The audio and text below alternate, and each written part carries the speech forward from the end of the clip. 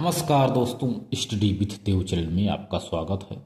दोस्तों, पिछली वीडियो हमने कुछ संस्थाओं पर चर्चा कर रहे थे। अब देखते हैं दोस्तों, जलवायु परिवर्तन से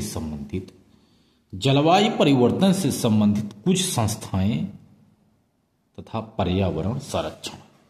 कुछ संस्थाओं पर चर्चा करते हैं दोस्तों, जलवायु परिवर्तन से संबंधित कुछ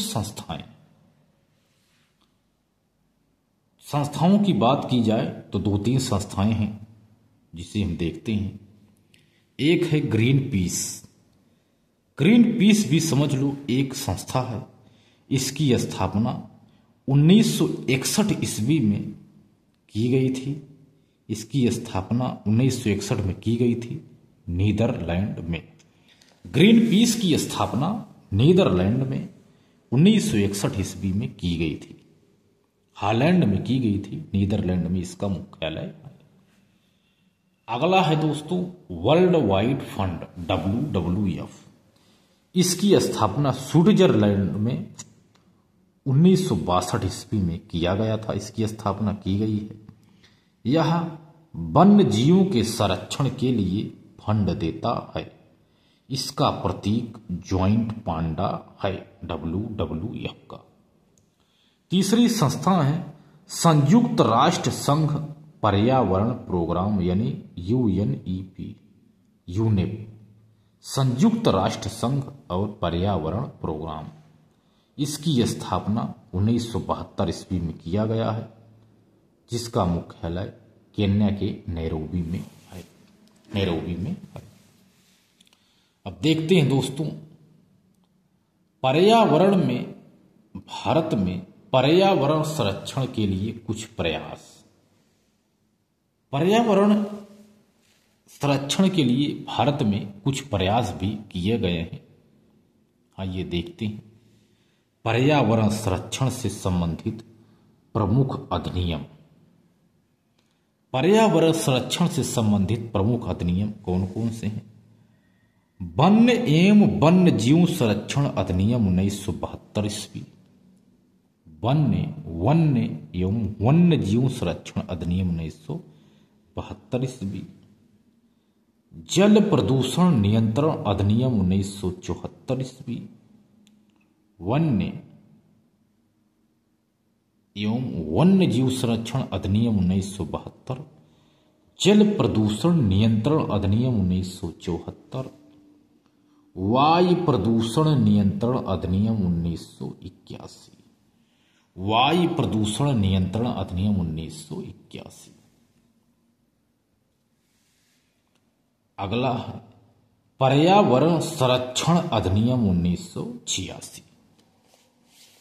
तीनों को मिलाकर के यह कहा गया कि पर्यावरण संरक्षण अधिनियम 1986, क्योंकि तीनों को इसमें शामिल कर दिया गया 1986 में। यह कहा गया पर्यावरण संरक्षण अधिनियम 1986।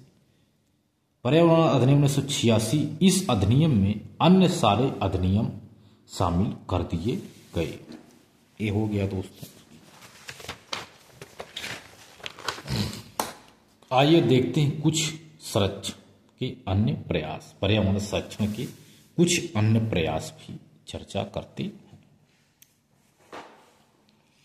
1985 में वन एवं पर्यावरण मंत्रालय का गठन किया गया। 1985 में वन एवं पर्यावरण मंत्रालय का गठन किया गया।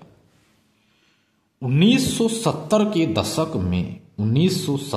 दशक में चंडी प्रसाद भट्ट और सुंदरलाल बहुगुणा ने इनके नेतृत्व में उत्तराखंड के चमोली जिले में पेड़ों को बचाने के लिए चिपको आंदोलन की शुरुआत की। इस आंदोलन के अंतर्गत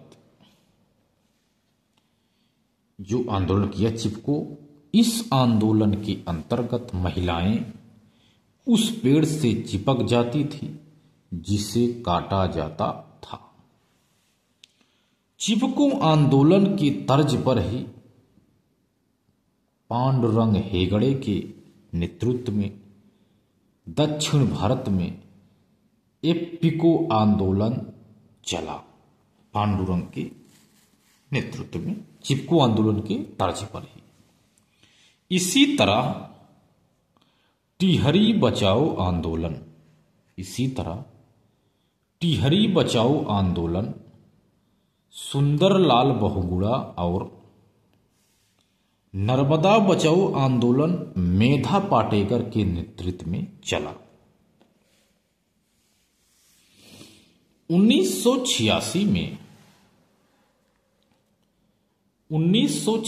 में गंगा की सफाई के लिए गंगा कार्य योजना की शुरुआत हुई। इसी क्रम में 1993 में यमुना और गोमती कार्य योजना की शुरुआत हुई।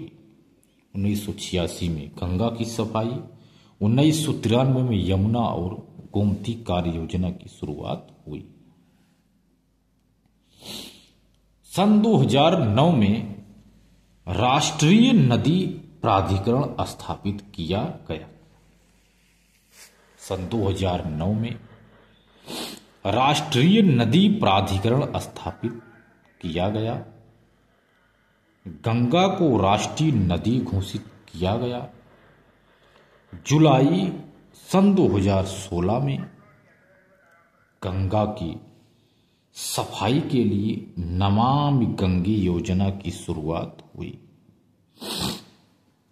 इस कार्यक्रम के अंतर्गत गंगा की सफाई के लिए 231 योजनाओं की शुरुआत की गई।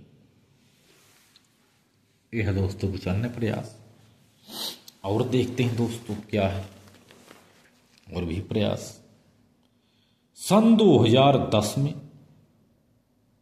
राष्ट्रीय हरित न्यायाधिकरण, सन 2010 में राष्ट्रीय हरित न्यायाधिकरण या नेशनल ग्रीन ट्रिब्यूनल एनजीटी की स्थापना की गई। इसमें कुल 20 सदस्य होते हैं।